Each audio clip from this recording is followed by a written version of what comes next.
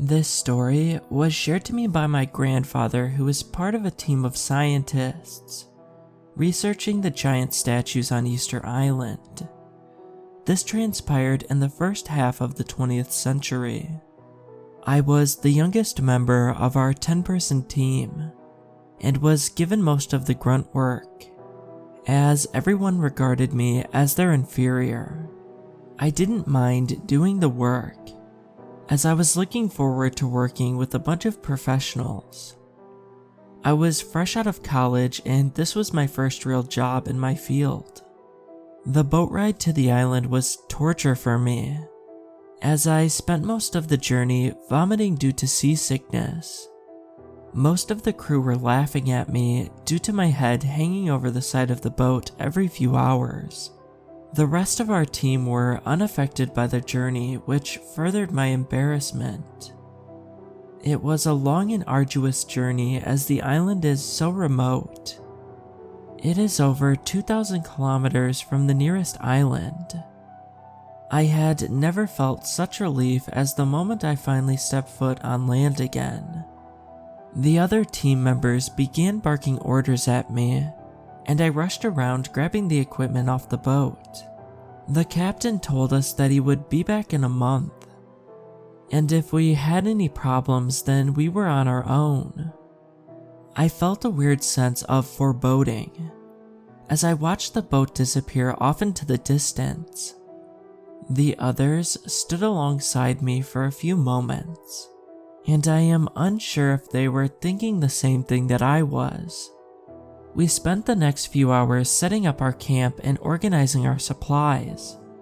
The person leading our group was called Andrew, and he was continuously glaring at me as I moved from one task to another. We eventually had everything set up and Andrew told us to go to sleep early, as we had a long day ahead of us tomorrow.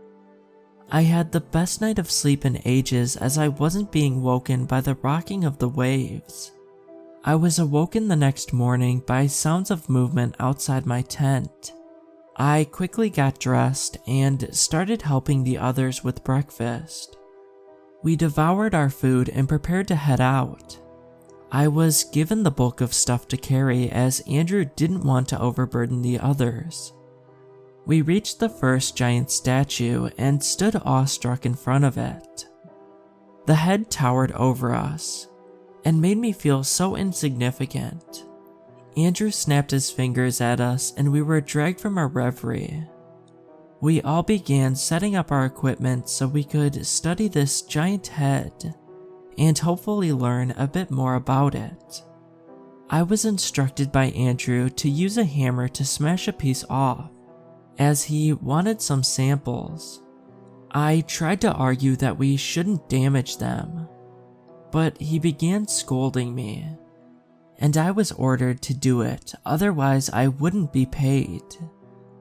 I reluctantly walked up to the head and tried to look for a spot that I could easily break off.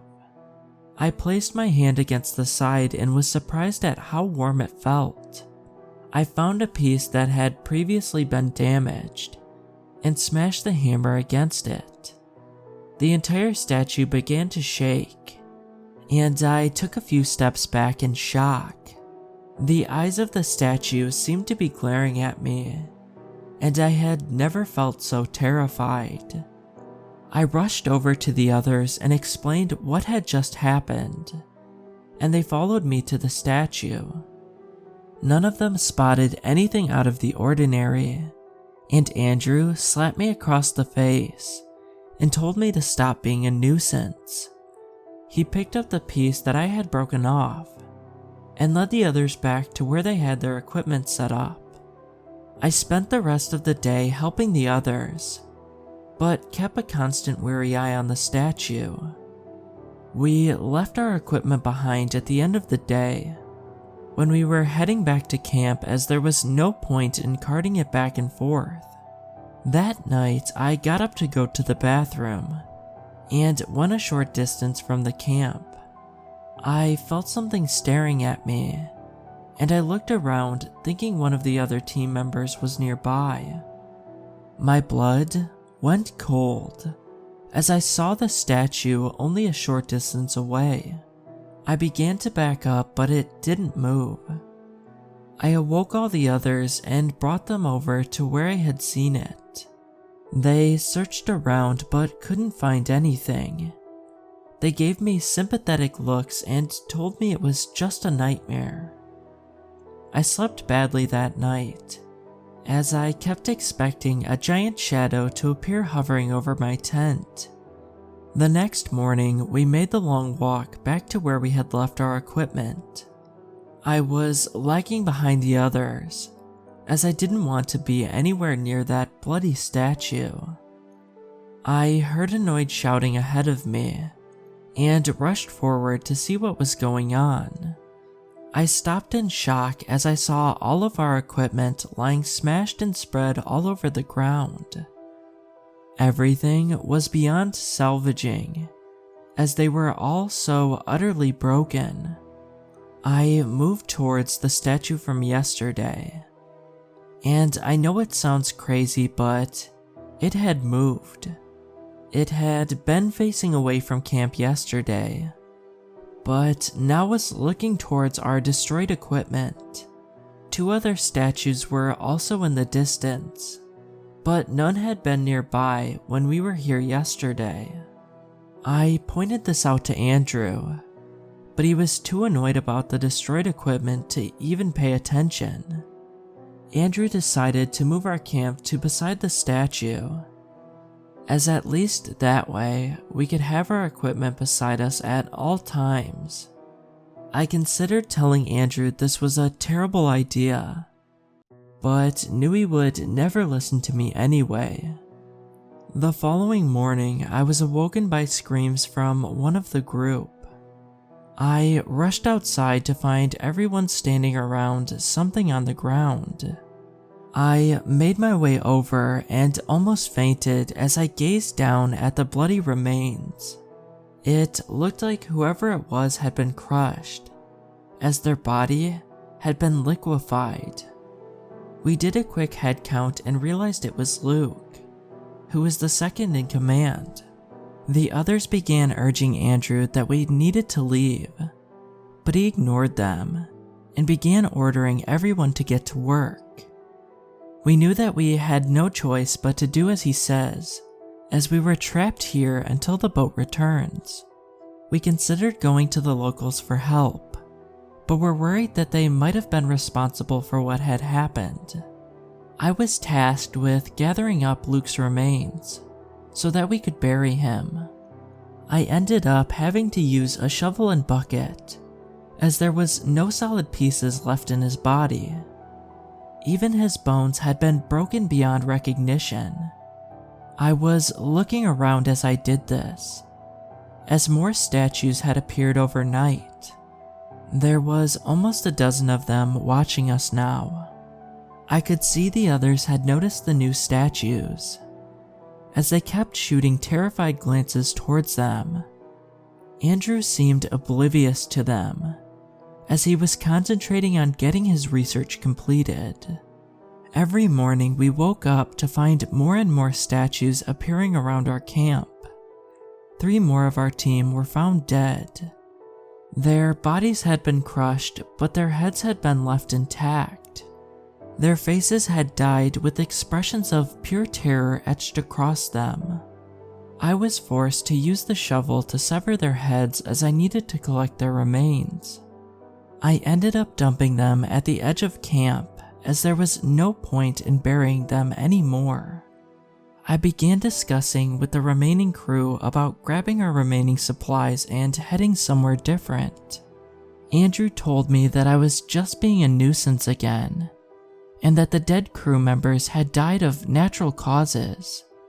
I looked into his face and came to the sickening realization that he had lost his mind.